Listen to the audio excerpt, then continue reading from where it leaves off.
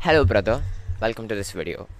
I want to ask of you one simple question as we start. And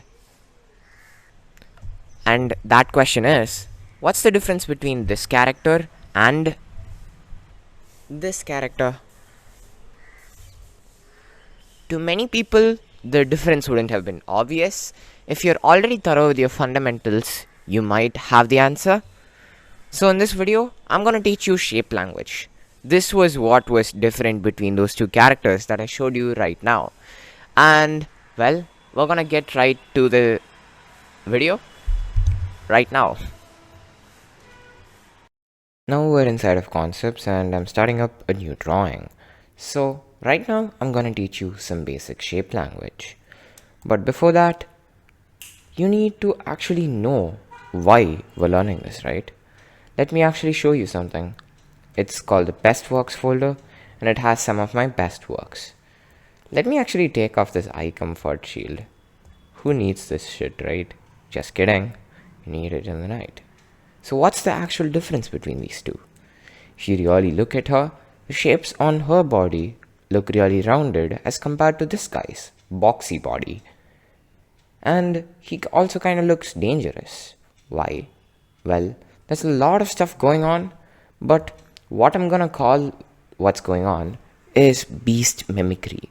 So it's basically something that Kiba does if you watch Naruto. And brother, let me tell you, it's everywhere. Beast mimicry. So in the olden times, when we human beings, all of us were basically hunter-gatherers, we essentially did one thing. That was scavenge. And we needed to know what stuff was dangerous, like what spelled danger and their death, and what spelled safety. So I'm gonna ask you two questions. So let's just say this is one caveman here, and let's just call him Bob. Bob the caveman essentially enters his cave, and he wants to sit on three places. One is a stalagmite that's gonna be shoved straight up his arse, and another is a circular boulder, and another is essentially a square boulder. So where will Bob go and sit? So you're gonna say it's either this or this. He'll feel more comfortable here. Why? Well, to your mind, you think, well, this shape feels kind of safe to sit on. This doesn't feel as safe. It is less comfortable, but we can still manage, right? And over here, you feel you're gonna have your ass torn into, so you're not gonna sit on it. And that's just the basics of shape language. That's kind of literally the basics. There is nothing else you need to know. So you can just incorporate these three shapes, which is a rounded shape, which is a square, and a boxy shape, which could be any kind of boxy shape, and a triangular stalagmite shape. So what you can do to make all of this one step worse is to make it angled. Because say if it was sharp at the top and less sharper at the bottoms, our caveman Bob is gonna have his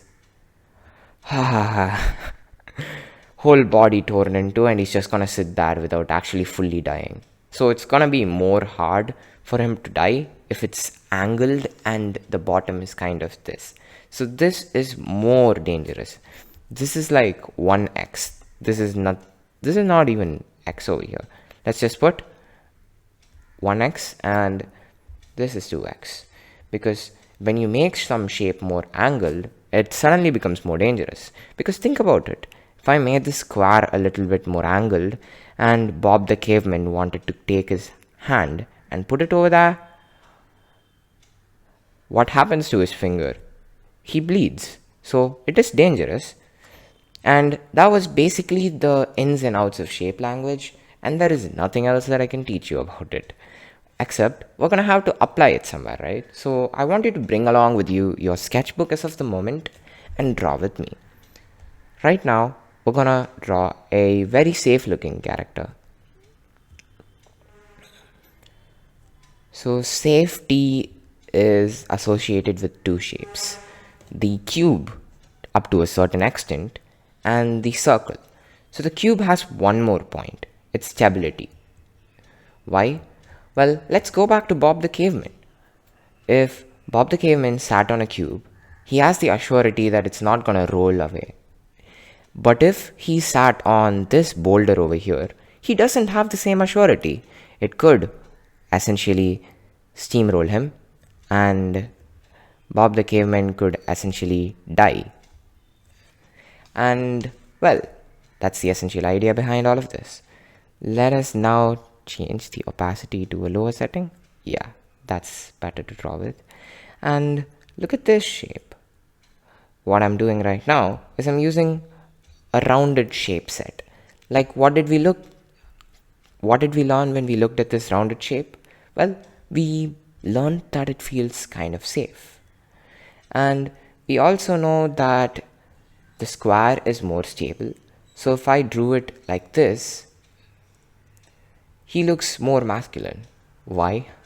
Because stability is typically something your subconscious associates with strength and physical strength, perhaps, as well as physical stability, right?